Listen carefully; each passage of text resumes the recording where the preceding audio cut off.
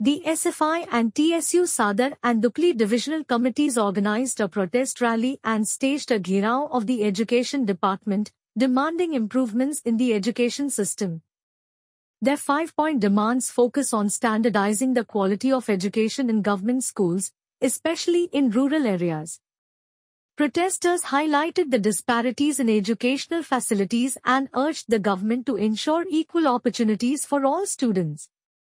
They stressed the need for better infrastructure, recruitment of qualified teachers, and updated learning resources. The rally witnessed significant participation, with leaders vowing to intensify their agitation if the demands are not addressed.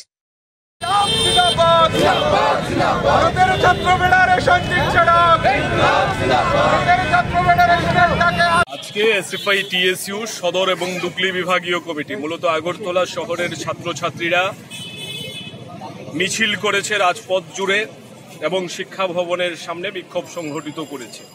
আমরা দেখছি আমাদের রাজ্যের মধ্যে সরকারি শিক্ষা ব্যবস্থার উপর ব্যাপক আক্রমণ সংঘটিত হচ্ছে। বিশেষ করে গত 5 বছরে কেন্দ্রীয় সরকারের যে রিপোর্ট, সেই রিপোর্টেই প্রকাশিত হয়েছে ত্রিপুরা রাজ্যে সরকারি স্কুল কমেছে, ত্রিপুরা রাজ্যের সরকারি স্কুলগুলিতে শিক্ষক কমেছে, ত্রিপুরা রাজ্যের সরকারি স্কুলে ছাত্র সংখ্যা প্রায় 60,000-এর বেশি কমে গেছে। ত্রিপুরা রাজ্যের কলেজগুলিতে অধ্যাপক নেই, বিশ্ববিদ্যালয়ের অবস্থা তথৈবচ।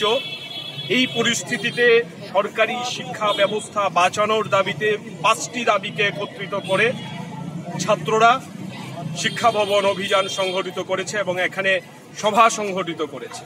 আমরা আজকের এই সভা মিছিল থেকে বলেছি যে এটা সরকারি শিক্ষা ব্যবস্থা রক্ষার জন্য একটা ব্যাপকতর আন্দোলনের সূচনা।